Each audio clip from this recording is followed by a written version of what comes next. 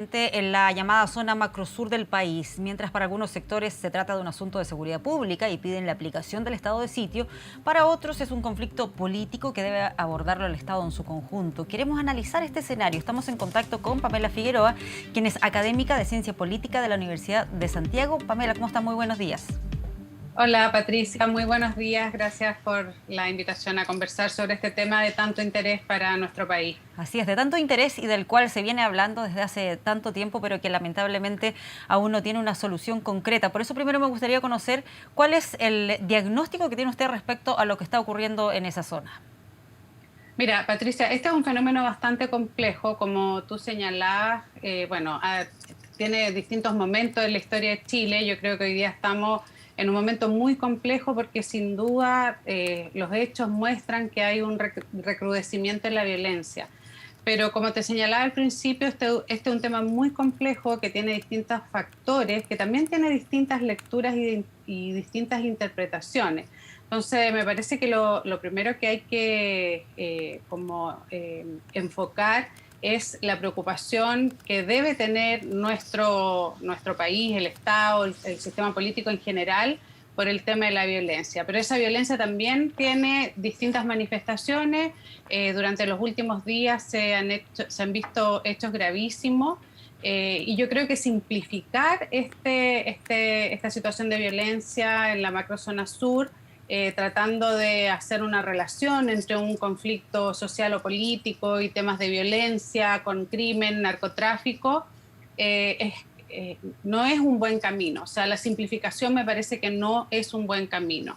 Lo que sí yo creo que es importante señalar acá es que ningún tipo de violencia es aceptable bajo ninguna circunstancia y que el Estado, a través de sus instituciones, a través del gobierno y de las policías, tienen un rol sustantivo en enfrentar esta situación.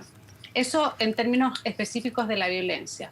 Pero también creo que es importante abordar ya la lectura que se hace de esto. O sea, como yo te decía, tratar de relacionar hechos de crimen organizado, narcotráfico, con otro tipo de situaciones como problemas sociales o de relación del Estado con el pueblo mapuche, me parece que es demasiada simplificación, porque el problema de la violencia, como te decía al principio, me parece que es muy complejo para la democracia chilena y la violencia en Chile tiene distintas dimensiones. Lo que Pamela. nosotros tenemos que abordar hoy día es esto de hechos de violencia específicos sobre los cuales el Estado y las instituciones estatales relacionadas a este punto tienen una responsabilidad principal. Claro, dices ahí que es una simplificación inadecuada cuando se mezclan estos temas, pero ya se empieza a hablar de crimen organizado, de narcotráfico. ¿Cómo se hace esa separación?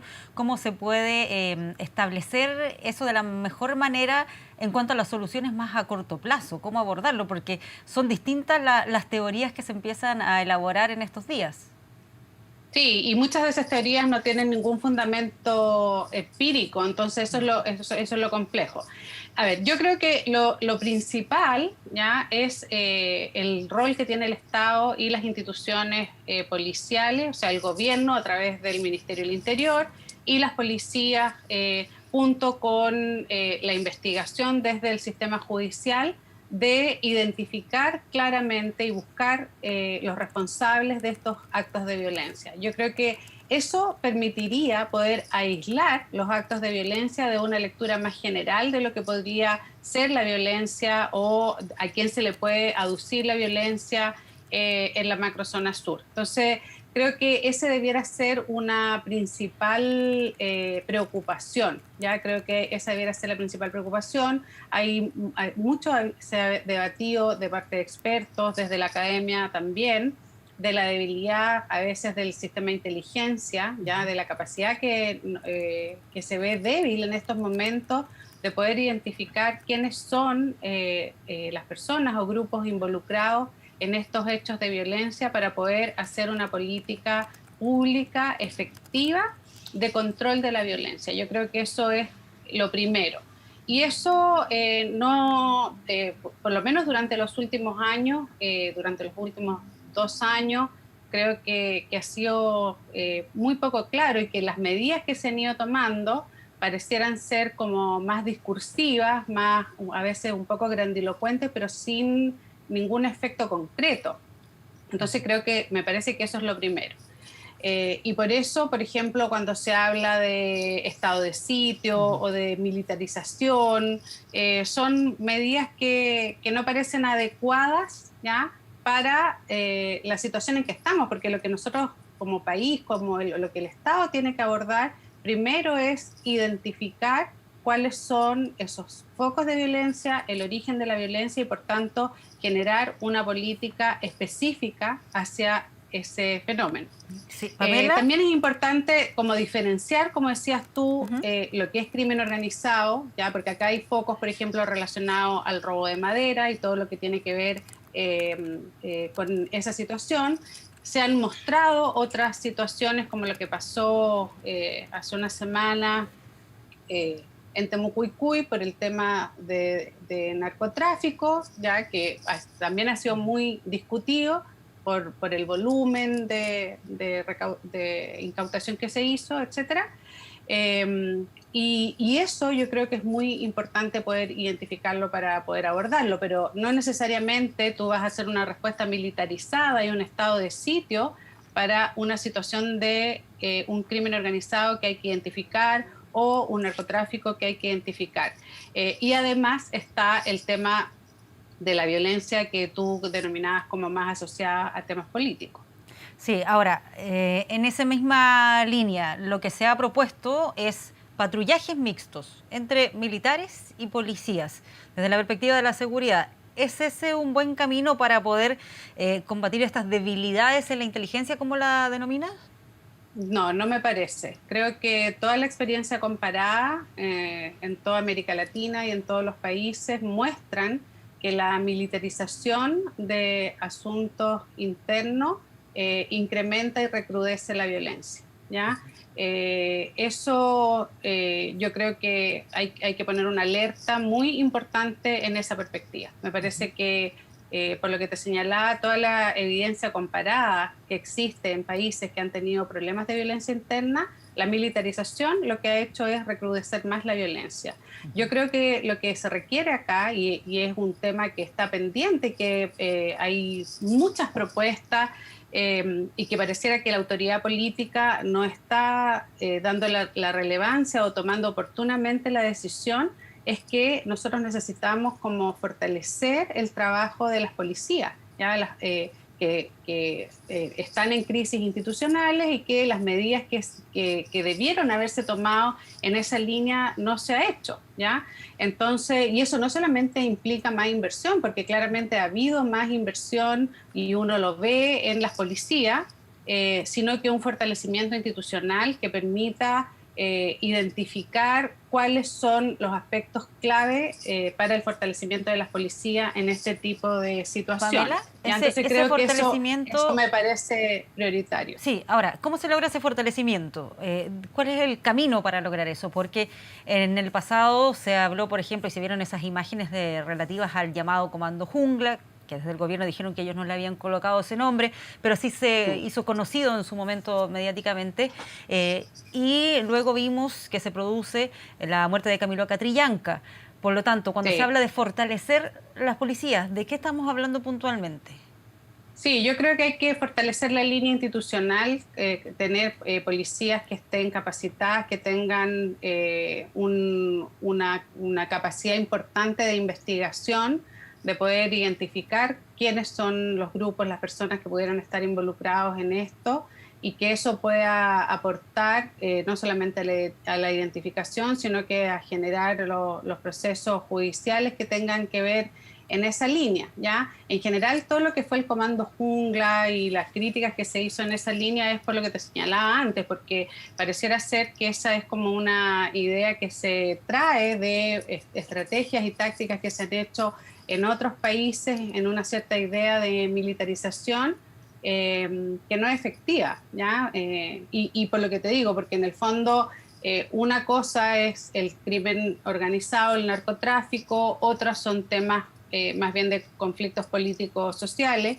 Si tú quieres criminalizar la protesta social, si tú tratas como de abordar todo de la misma manera es que no tienes capacidad de identificar y de poder diferenciar las distintas como amenazas a la seguridad o a la paz que pueden existir, y por tanto no vas a tener una respuesta institucional adecuada si no identificas cuál es el origen del problema. Entonces, estas medidas como efectistas, porque en el fondo se han anunciado, no sé, encargados presidenciales, se han anunciado planes generales, ahora este anuncio grandilocuente de un estado de sitio, de una supuesta militarización, y nada de eso es efectivo, porque acá lo que se requiere, como te digo, es una buena política de investigación, identificar la problemática y frente a eso establecer políticas públicas efectivas en esa línea. Y yo creo que no abordar la deficiencia de las policías, ¿ya? Es un déficit finalmente que impacta al corto, mediano y largo plazo. Entonces, si tú quieres resolver un problema de largo plazo con medidas efectivas a corto plazo, eso no va a tener ningún resultado. Y eso está comprobado eh, eh, no solamente en la historia reciente de Chile con este tipo de problemática, sino también en cómo otros países han intentado abordar este tipo de situaciones. O sea, en América Latina es una región donde la violencia es un problema para la democracia, es un problema para la paz social. Y lo que se ha visto es que en aquellos países donde se han buscado salidas militarizadas, el resultado ha sido un recrudecimiento de la violencia. Pamela. ¿Ya? Dime. Sí, la otra línea que se ha esbozado a raíz de los últimos hechos de violencia de parte del gobierno dice relación con el llamado que hace el presidente a un acuerdo nacional. ¿Qué factibilidad le ves a esa posibilidad de que se avance en un acuerdo nacional, considerando que estamos en un año que es electoral? ¿Existirá una respuesta desde la oposición a ese llamado a un acuerdo? Bueno, lo que pasa es que me parece que el gobierno ha dado como señales muy equívocas en ese sentido, porque hace unos pocos días el presidente de la República convoca a una reunión a los poderes del Estado para abordar esta temática y bueno, todos fuimos testigos a través de los medios de comunicación de el trato inapropiado que el presidente de la República y los ministros hacen a la presidenta del Senado en la declaración pública posterior a esa reunión, donde claramente la presidenta del Senado estaba haciendo un contrapunto frente a la propuesta que quería hacer el gobierno sobre esta convocatoria de estado de excepción. Entonces, me parece que tú no puedes estar diciendo que vas a convocar a un acuerdo nacional y al mismo tiempo ya generando estas acciones muy condenables de que un poder del Estado como que no quiera ni siquiera oír al otro poder del Estado en un tema tan concreto y específico, ¿ya? Y claramente la presidenta del Senado, su declaración fue contraria al estado de excepción y a la militarización, y eso son acciones, ¿ya? O sea, cualquier decisión en esa línea del Ejecutivo requieren de la aprobación del Congreso y por tanto eso no es viable, no es posible, y porque además tampoco están no están como los requisitos que se requieren para poder convocar un estado de excepción. El acuerdo nacional yo creo que se empieza a construir en Chile a través del proceso constituyente. O sea, cuando nosotros hablamos de que se requiere un nuevo acuerdo social, un nuevo pacto social, me parece que las elecciones que vienen ahora el 11 de abril para elegir a los convencionales constituyentes y que además de una manera histórica existe esta innovación democrática, que existen escaños reservados para los pueblos indígenas, creo que es un camino bastante esperanzador para iniciar un diálogo democrático, institucional, con participación de los distintos actores a abordar el tema, por ejemplo, de la relación del Estado con los pueblos indígenas. Y me parece que eso puede ser un espacio muy importante para el diálogo de una resolución de este conflicto político, social, que es más amplio. Pero para la violencia específica, concreta, creo que el camino es el camino institucional, que es el Estado, el gobierno, las policías. Entonces, creo que los temas están sobre la mesa, se requiere el fortalecimiento de las policías, se requieren políticas públicas adecuadas, se requiere más investigación, para poder identificar claramente y poder diferenciar estas problemáticas. Cuando tú dices que todo es terrorismo, que todo es crimen organizado, no logras tener una política focalizada y que sea eficaz y eficiente en detener la violencia. Yo creo que Chile está en un momento muy importante de poder abordar el tema de la violencia, porque también Pamela. está muy comprobado que en América Latina la principal amenaza hacia la democracia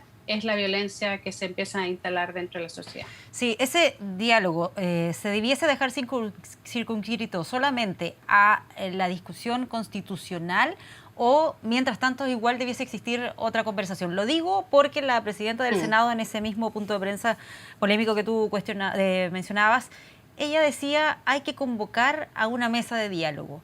Pero lo cierto es que ya han sido varias las instancias parecidas de reunión, de conversación, de mesas de diálogo que se han desarrollado hasta el momento. ¿Sería lo adecuado convocar a una nueva mesa de diálogo o la verdad que hay que esperar la discusión que se dé por la Constitución?